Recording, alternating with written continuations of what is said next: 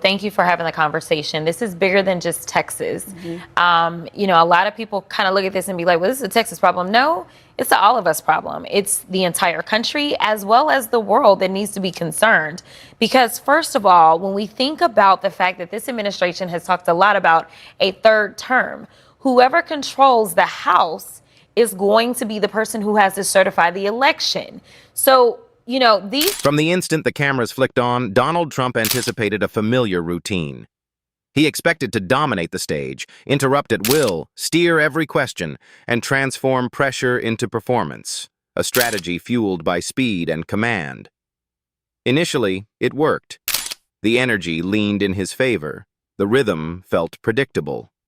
But Trump had not accounted for Jasmine Crockett's refusal to mirror that tempo. She neither raised her voice nor chased his intensity.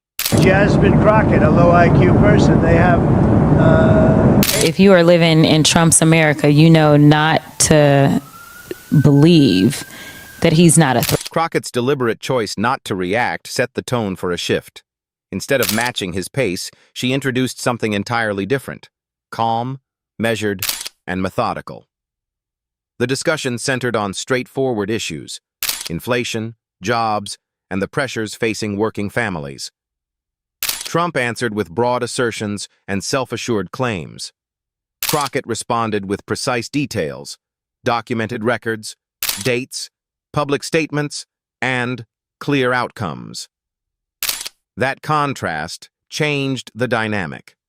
While Trump projected, she constructed.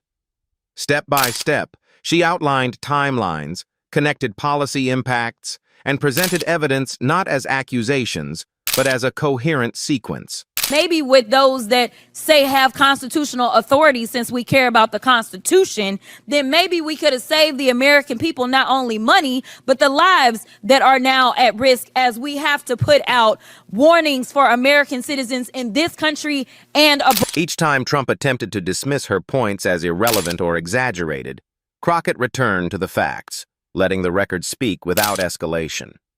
Her calm consistency undermined his typical tactic, which relies on disruption and forcing reactive moments.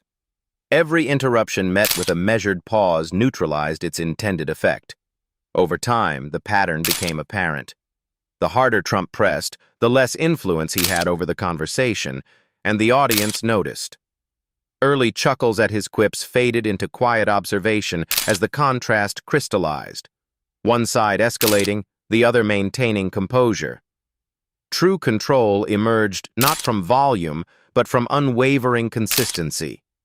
Crockett aligned claims with evidence, checked statements against outcomes, and tied past remarks to present positions. And her steadiness lent weight to each point, while Trump's replies grew shorter, dismissive, and increasingly disconnected.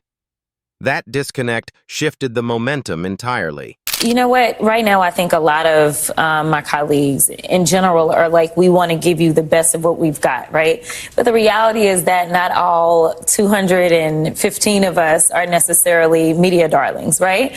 And so it's just about understanding that we are one. At that point, the exchange transformed, evolving into a discussion governed by evidence rather than reaction. One pivotal moment wasn't a long speech, but a display of restraint. When Trump interrupted again, Crockett simply paused, letting him finish without engaging. When she resumed, it was as if the disruption had added nothing. That subtle control reframed perception, not as dominance, but as distraction. Subsequent attempts to redirect the conversation lost impact. Crockett continued to weave her points together, moving from prior records to recent outcomes, creating continuity that made it difficult to dismiss any single claim.